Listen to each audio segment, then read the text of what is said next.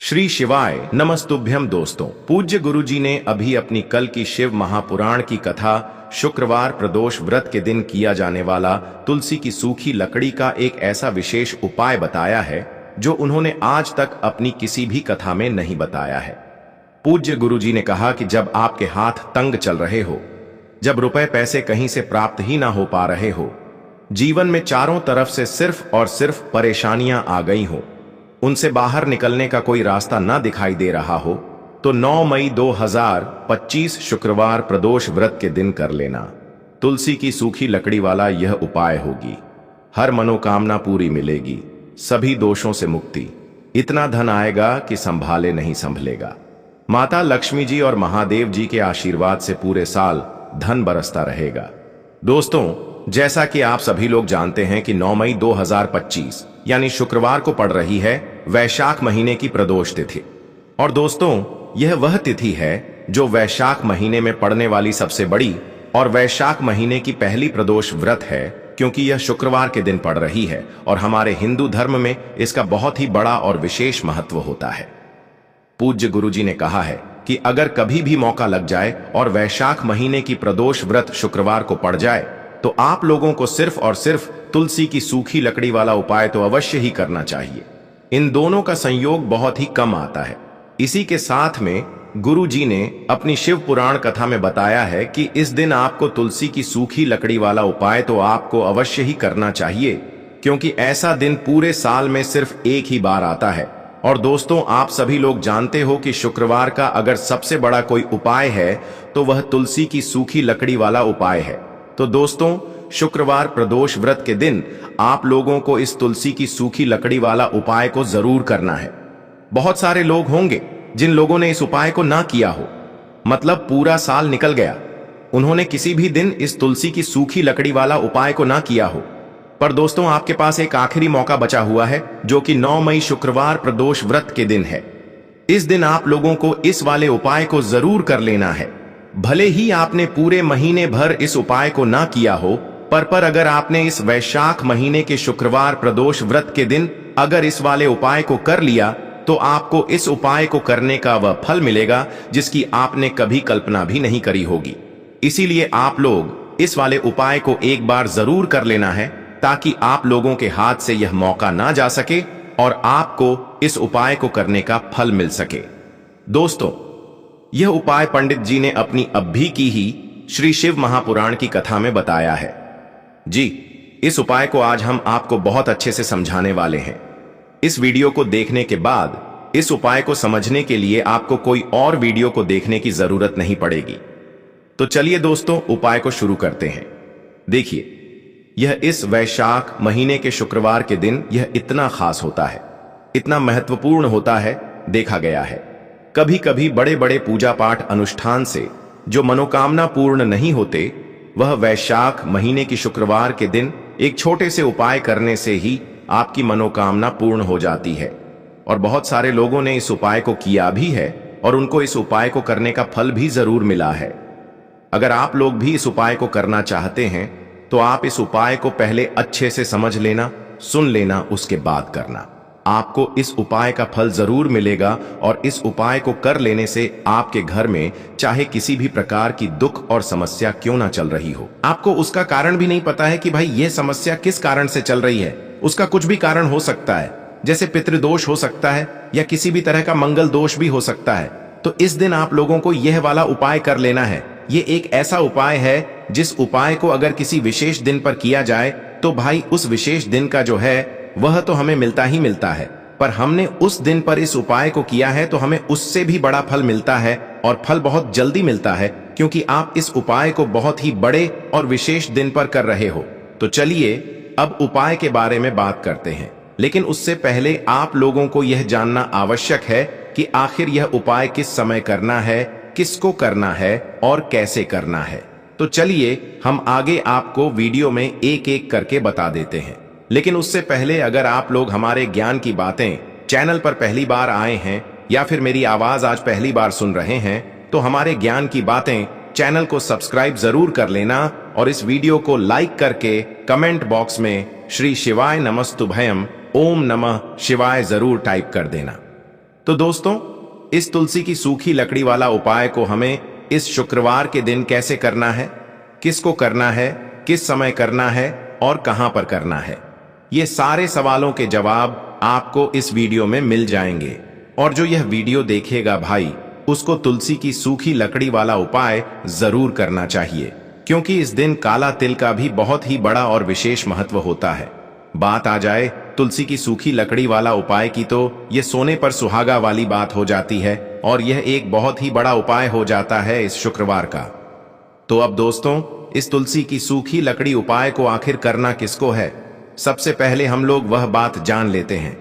तो देखो, घर की जो बड़ी माताएं बहनें होती हैं, उन माताओं बहनों में से कोई भी एक बड़ी माता बहन इस वाले उपाय को कर सकती है। और दोस्तों, अगर आप चाहें तो अपने घर में से सभी सदस्यों को भी इस उपाय को करवा सकते हैं। अगर किसी व्यक्ति की खुद की कोई मनोकामना है, खुद की कोई दुख और परेशानी है जो कि वह अपने लिए ही करना चाहता है, इस वाले उपाय को तो वह खुद अपने लिए भी कर सकता है। बाकी अगर कोई घर में से ऐसा है जो कि अपने पूरे घर परिवार की सुख और शांति के लिए यह वाला उपाय करना चाहता है, तो भाई वह भी कर सकता है, उसमें भी कोई दिक्कत वाली बात नहीं है।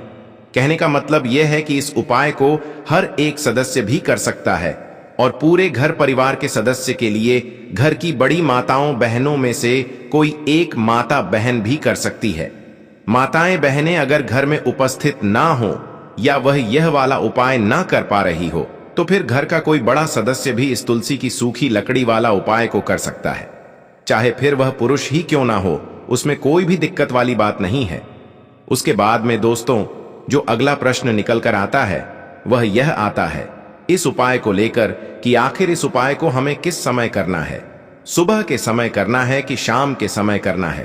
तो देखो, इस वाले उपाय को आप लोग सुबह के समय भी कर सकते हो और शाम के समय प्रदोष काल में भी कर सकते हो।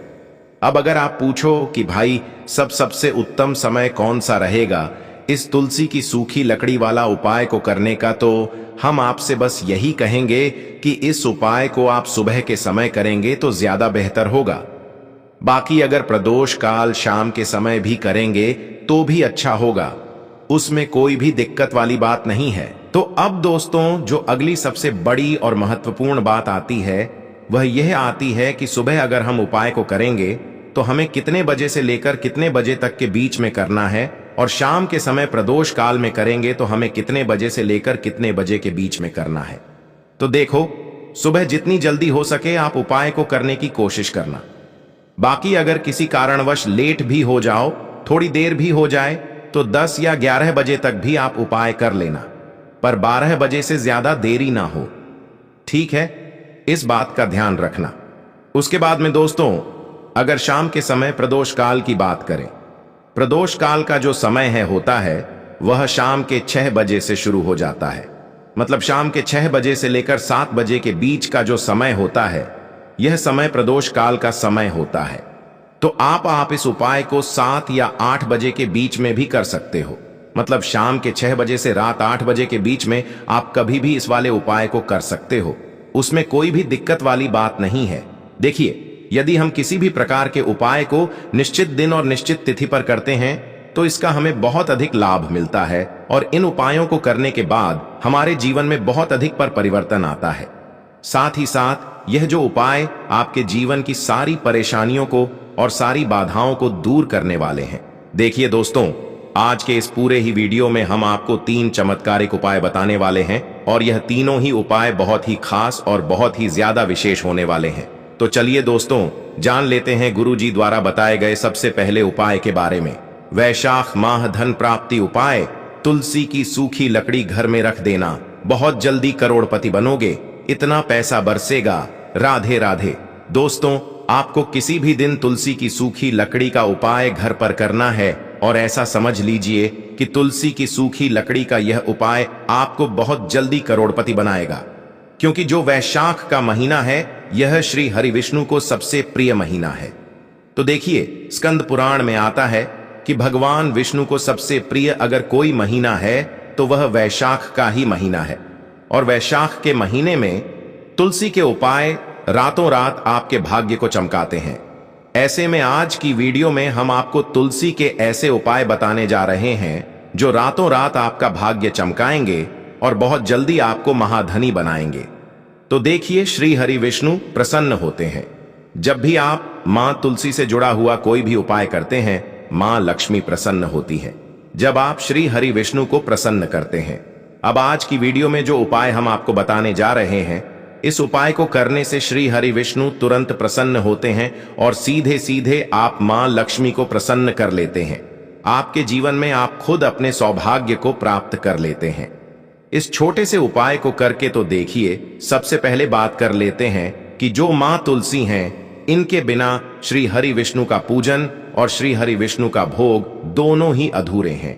ना कितनी टहानियां लेंगे, 7 टहानियां लेंगे।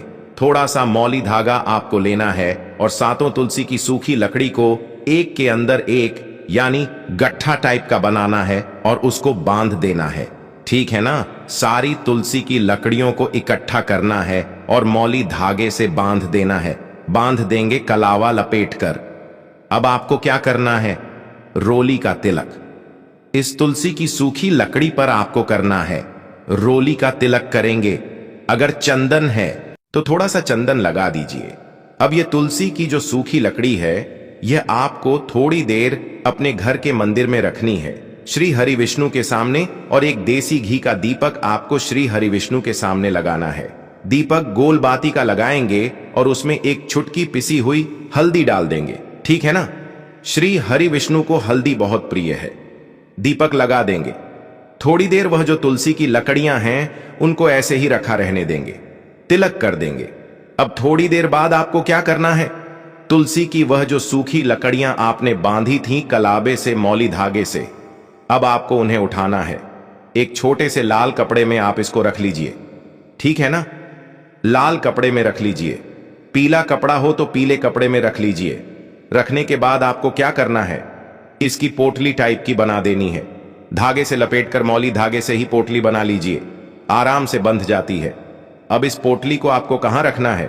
इसे आपको अपने घर के मुख्य द्वार पर टांगना है। ठीक है ना? अंदर की तरफ, बाहर की तरफ नहीं, अंदर की तरफ मुख्य द्वार पर अंदर की तरफ टांग दीजिए और मां लक्ष्मी का ध्यान करिए, श्री हरि विष्णु का ध्यान करिए। उनसे प्रार्थना करिए कि हे धन की देवी मां लक्ष्मी, आप मेरे घर में पधारिए और अपनी कृपा मुझ पर बरसाइए। इस तरह से आपको प्रार्थना करनी है और मंत्र बोलना है। ओम नमो भगवते वासुदेवाय नमः। 11 बार यह मंत्र बोलना है। एक दीपक आपको जिस दिन भी उपाय कर रहे हैं अपने घर के मुख्य द्वार पर प्रज्वलित करना है। चौमुखी दीपक यानी 4 बाती का दीपक लगाएंगे और थोड़ी सी हल्दी उस दीपक में भी डाल देंगे। मुख्य द्वार पर दीपक बाहर की तरफ लगाना है, सीधे हाथ पर। ठीक है ना? यह उपाय वैशाख में आप करिए और देखिए कि कैसे आप महाकरोड़पति बनते हैं, कैसे आपके पास पैसा आता है और कैसे आपके पास पैसा रुकता है। तो यह वही उपाय है जो रातों रात आपके भाग्य को चमकाएगा और आपको महाधनी बनाएगा। छोटा सा उपाय आपको महाकरोड़पति बना देगा अगर सच्ची श्रद्धा से आपने इस उपाय को कर लिया। साथ ही साथ वैशाख के महीने में अगर कोई जूते का दान कर देता है, जूते चप्पलों का कोई दान कर दे इस माह में, तो समझ लीजिए उसे हर वह वस्तु मिलती है जिसकी वह कल्पना करता है, जिसकी वह चाहता है। आपने अगर कुछ ऐसा सोचा है कि हां, मुझे यह वस्तु या मुझे यह चीज मिल जाए, मेरी यह इच्छा पूरी हो जाए, आपकी कोई भी इच्छा अधूरी है, पूरी नहीं हो रही, तो वैशाख माह में आप चाहे एक व्यक्ति को दान करें। जूते या चप्पल का दान जरूर करिए, जल का दान इस माह में करिए और फिर देखिए कि आपका भाग्य कैसे आपका साथ देता है और कैसे आप अपने जीवन में आगे बढ़ते चले जाते हैं। तो बहुत अच्छे से उपाय आपको बताया है। अब हम बात करते हैं दूसरे विशेष उपाय ई की। देखिए, यह उपाय भी आपको तुलसी जी के पौधे के वहां पर करना है। आपके भाग्य का उदय करने के लिए आपके घर में धनसम परेशानियां हैं, कर्ज की समस्या अगर दिन पर दिन बढ़ती जा रही है, खत्म नहीं हो रही है, बहुत ज्यादा परेशानियां हैं, तो आपको यह उपाय करना चाहिए। देखो करना क्या है, बहुत ध्यान से समझना।